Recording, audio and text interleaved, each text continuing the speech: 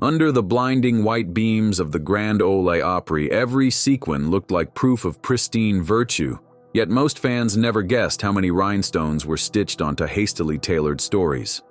Mid-century Nashville was a town built on Sunday school ideals, radio advertisers, and relentless gossip.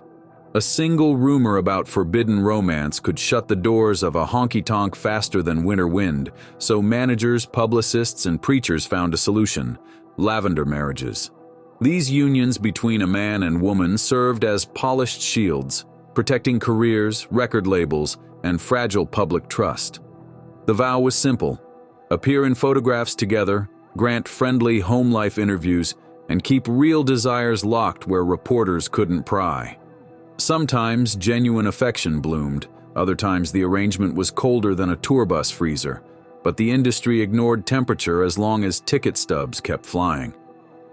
Tonight we'll step past the velvet ropes and trace 17 whispered alliances that shaped country music's golden age, revealing how love, commerce, and survival tangled beneath those glittering stage lights.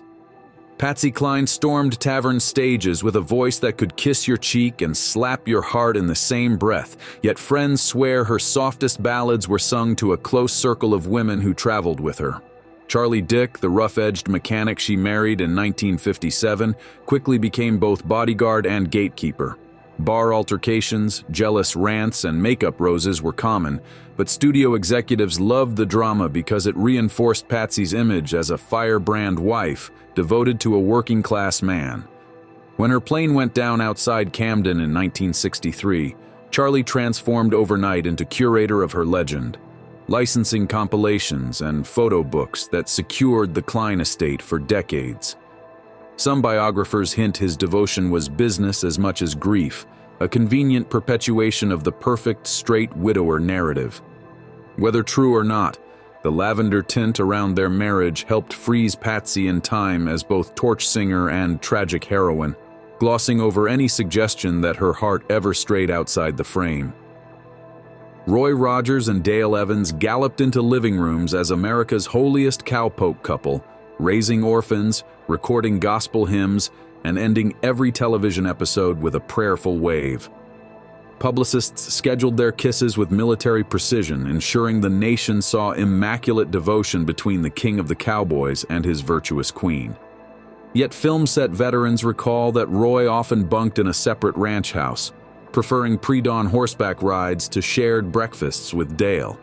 She, in turn, poured her energy into script rewrites and charity tours, emerging only when photographers arrived.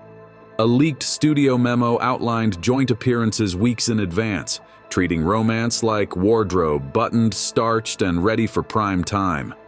The arrangement protected their lucrative franchise and shielded personal autonomy. Fans mailed letters begging for advice on marriage. The couple responded with Bible verses, never hinting that faith sometimes hides practical negotiations. Porter Wagoner strutted across TV screens wrapped in suits so bright they threatened to upstage the neon signs behind him.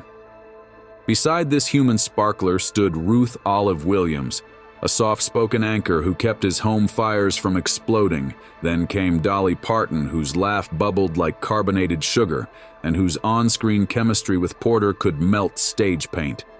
Executives leaned into the sizzle, printing billboards that hinted at triangle tensions while reassuring viewers that Porter was still a devoted husband. Ruth rarely sat for interviews, but insiders swear she approved the spectacle because album royalties paid the mortgage. Reporters who tried digging for improprieties found themselves redirected to Dolly's latest single or Porter's charity drive. The carefully balanced triangle generated ratings, kept Porter's brand wholesome, and allowed Dolly the space to skyrocket on her own terms. If Porter played chess, George Jones and Tammy Wynette played demolition derby. They married in 1969 and immediately turned their home into a live-action heartbreak song. Chairs flew, phones shattered, and still the two walked hand in hand onto stages, harmonizing about everlasting devotion. Journalists who witnessed a screaming match backstage were astonished when the pair pivoted, mid-argument, to sign autographs for waiting fans with sugary smiles. Label executives recognized a gold mine. Every public spat fueled another duet about hard-earned love, and listeners devoured it. Some bandmates later claimed the couple would pause fights whenever a photographer raised a lens, resuming only after the flashbulb cooled. Whether calculated or chaotic, the dynamic blurred the line between reality and performance, creating a legend so potent the phrase "George and Tammy" still signals passion pushed to breaking and then harnessed for profit. While George and Tammy burned headlines, Kitty Wells and Johnny Wright preferred silent strength. Their tour bus ran like a monastery, early breakfasts, gospel records, and no liquor past sundown. Observers noticed the couple seldom touched in public, yet they shared bank accounts and a master plan. Kitty's breakthrough hit challenged sexist radio bans, and Johnny's steady presence reassured nervous station owners that her bold lyrics didn't equate to rebellion at home.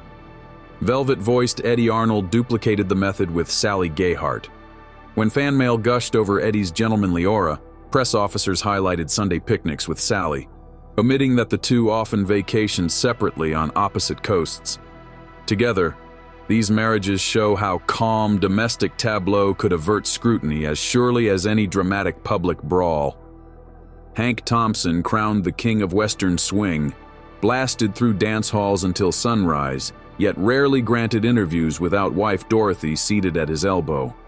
Her polite laughter diverted uncomfortable questions, allowing Hank to steer conversation toward new albums. Farron Young wielded charm like a switchblade, cutting through crowds until the liquor took over and fists started flying.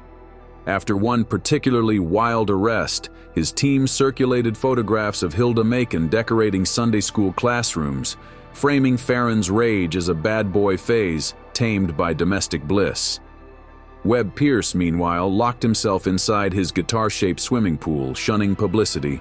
When reporters cornered him about late-night visitors, he plastered the society pages with glowing tributes to wife Audrey Grisham. Each of these rowdy kings learned the same lesson: flash the wedding ring, mute the rumor mill. Fans loved dangerous songs, but only if the singer promised to come home to a traditional hearth. In bluegrass, privacy was practiced like a clawhammer lick, quick, precise, and hard to duplicate. Lester Flatt shared stages with Earl Scruggs, yet offstage his interactions with wife Gladys felt scripted, a series of courteous nods between set lists. Bill Monroe, heralded as the father of bluegrass, kept personal feelings under padlock, funneling emotion into his mandolin instead. Carolyn Brown managed fan club newsletters and ticket counts, while Bill wandered festival grounds silent as a ghost. Television darlings Grandpa Jones and Ramona Riggins sang playful banter on Hee Haw, but studio technicians recall the pair exiting in opposite directions once cameras stopped. Fans assumed such separations were simply part of hectic travel schedules. Insiders whispered the distances were premeditated buffers, preserving illusions that sold seats in every county fair barn within radio range. No story blurred love and strategy like Johnny Horton and Billie Jean Jones. She had barely folded Hank Williams's funeral suit when Horton invited her to a Louisiana dance, and tongues immediately wagged. Some called it romance fated by tragedy, others called it the savviest publicity merger since Hollywood invented power couples. Horton's sudden death in a car collision 2 years later froze the narrative, leaving Billie Jean a double widow linked forever to country royalty. Her poised TV appearances, black veils perfectly pressed, cemented a brand that magazines continued monetizing for decades. Whether passion or convenience sparked the match, the lavender hue of their union turned out to be the most enduring aspect of an already haunting tale. Hank Snow, the traveling Canadian with a Bible in his pocket and a temper in his boot heel, married Minnie Alders Young and carried photographs of her prayer circle to interviews. Yet neighbors claimed Minnie sometimes stayed with relatives while Hank rehearsed with hand-picked protégés at midnight. Reporters shrugged because the devout imagery fit radio playlists. Meanwhile, Jim Reeves enchanted listeners with a velvet baritone smoother than Sunday gravy. His wife Mary handled contracts, merchandise, and eventually his entire estate after a fatal plane crash. Musicians whispered that theirs was a courteous partnership built on spreadsheets rather than pillow talk, but Mary's ferocious guardianship of Jim's recordings kept any alternate narrative buried under platinum plaques. Wilma Lee and Stoney Cooper sounded entwined from birth when they sang mountain harmonies. Yet friends observed the pair occupying separate hotel floors on tour, dividing rehearsal duties like co-managers rather than sweethearts. Their practical alliance prevented scandal in regions where preachers still warned congregations about dancing. The most tragic Lavender rumor circles Red Foley and Eva Overstake. Eva entered show business as part of the Three Little Maids, married Red at 19, bore daughters, then slipped into near-invisible domesticity while his career detonated. Depression wrapped around her like barbed wire until late one night, she allegedly offed herself with a single gunshot. Papers tiptoed around motives, citing vague, nervous exhaustion. Red wept on live radio, publicly pledging faithfulness to her memory, and resumed touring within weeks. The narrative positioned him as grieving husband overcoming tragedy through gospel conviction, neatly sidestepping questions that might taint his saintly glow. Press agents, often former journalists themselves, orchestrated these storylines with surgical precision. They drafted interview cue cards reminding singers to mention Sunday dinners, described anonymous confidants as family friends, and paid neighborhood children a few dollars to pose in Christmas pictures. If a gossip columnist hinted at late-night rendezvous, managers leaked a rumor about a surprise anniversary gift to redirect attention. Labels even kept a slush fund for emergency image repair, covering hospital bills for barroom brawls, flying ministers in for photo-op counseling sessions, or quietly settling with disgruntled companions expected to vanish once the shutter clicked. One legendary publicist carried a briefcase stuffed with newspaper clippings and forged telegrams praising a star's marital devotion, ready to hand them to editors who needed filler copy before deadline. Another kept scented stationery in her desk, penning loving notes between spouses who hadn't shared a breakfast table in months. These behind-the-scenes artisans used lies like sandpaper, smoothing edges until no rough truth snagged the public's delicate sensibilities, proving that music wasn't the only craft thriving on Music Row. Line these 17 unions side by side and a single chorus emerges. Image first, truth second.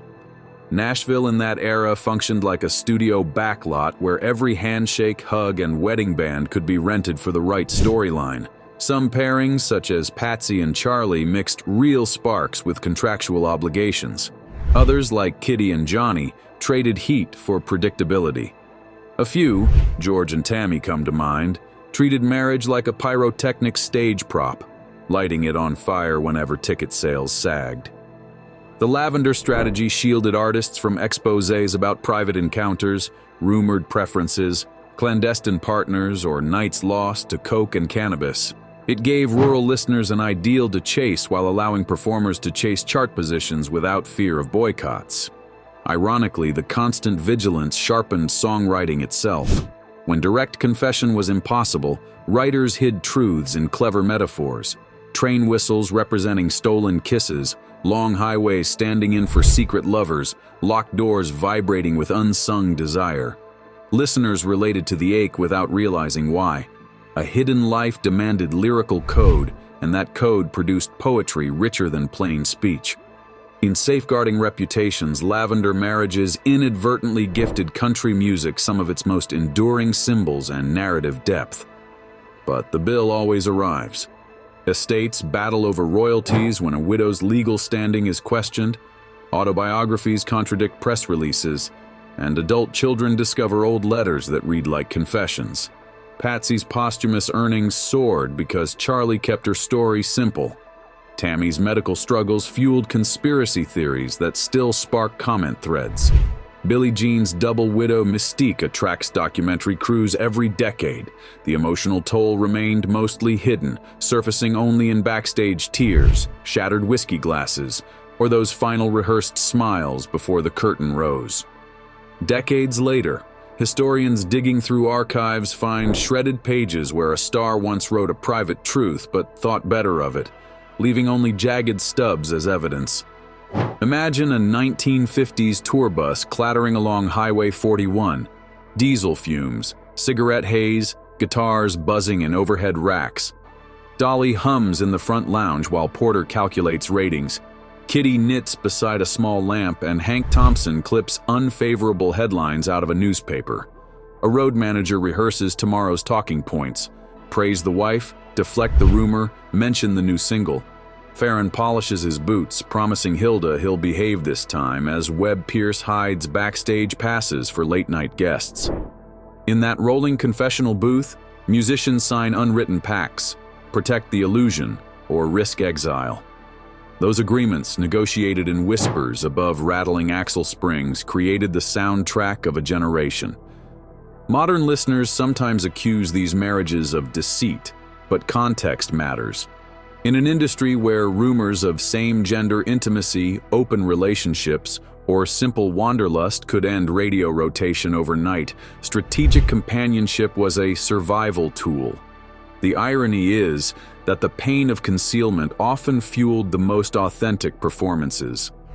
Listen again to George's mournful vibrato or Patsy's soaring plea. Each note drips with longing precisely because the singer understood walls and masks. Had they chosen absolute honesty, they might have lost the microphone entirely. Instead, they poured private frustration into public art, and fans felt the truth even without the facts. Today's country landscape features openly queer stars, candid therapy sessions, and TikTok confessions arriving by the hour. Yet no matter how transparent artists become, mystery still sells. Reddit sleuths debate whether Roy truly preferred solitary ranch nights or if Kitty and Johnny slept in separate buses. Tour guides on Music Row point to renovated studios, whispering about locked closets of paperwork that heirs refuse to release.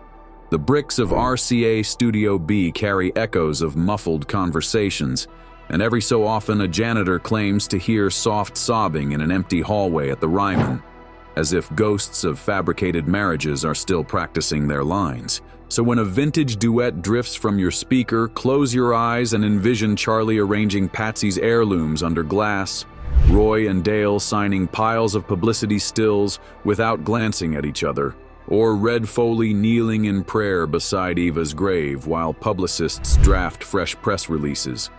Hear the steel guitar bloom and recognize the contract hiding inside that shimmering note. The audience bought a fantasy, but the musicians sacrificed flesh and freedom to keep that dream alive. The push and pull between reality and performance gives the music its lingering ache, a resonance that refuses to fade even as vinyl turns brittle. Digital archaeologists now crawl through archived interviews, lip-reading backstage footage and slowing old VHS tapes to hunt for hidden eye rolls, subtle winks, or fingertips touching a shoulder too tenderly for platonic intent. TikTok montages pair grainy Opry shots with modern pop remixes, introducing Gen Z viewers to scandals their grandparents never heard. Some descendants embrace the speculation, selling memoirs that hint without confirming. Others hire attorneys to issue cease and desist letters, arguing that revisiting rumors diminishes philanthropic foundations named after their loved ones. Comment sections ignite is exposing potential lavender marriages, important historical justice, or disrespectful gossip. The debate itself proves how powerfully narrative still matters. Even in an era where artists live stream breakfast, the mystique of crafted romance retains its grip. Every new theory pushes vintage singles back onto streaming charts, surging royalty payments for estates that once feared scandal. In a twist worthy of a classic bridge lyric, the secrets designed to shield reputations now drive curiosity engines that pay the bills. Here's the final twist. Some Lavender partners eventually discovered genuine tenderness, evolving from crisis collaborators into dear companions. Others dissolved the moment moral tides changed, and lawyers inked the exit clauses. Either outcome only amplifies the legend. Imperfection draws us closer, reminding us that icons are human, talented, terrified, and negotiating their own safety, while the spotlight demands purity. Just as a rhinestone looks flawless from afar yet reveals microscopic cracks up close, So too did these marriages refract hidden rainbows, catching shards of self that could not be sung out loud. That refracted light still flickers in the grooves of every classic record. Whenever you nod along to a timeless chorus, remember the invisible agreements, the late-night negotiations, and the calculated kisses that helped birth it. Because country music at its core is not merely 3 chords and the truth, it is 3 chords, a carefully edited truth, and an unbreakable determination to survive. The harmony you hear is the sound of resilience polishing pain until it glitters, a testament to artists who refuse to let a rigid world silence their songs. Their echoes still hum beneath every neon sign tonight. If you enjoyed this video, like and subscribe, and also click the next video shown on your screen.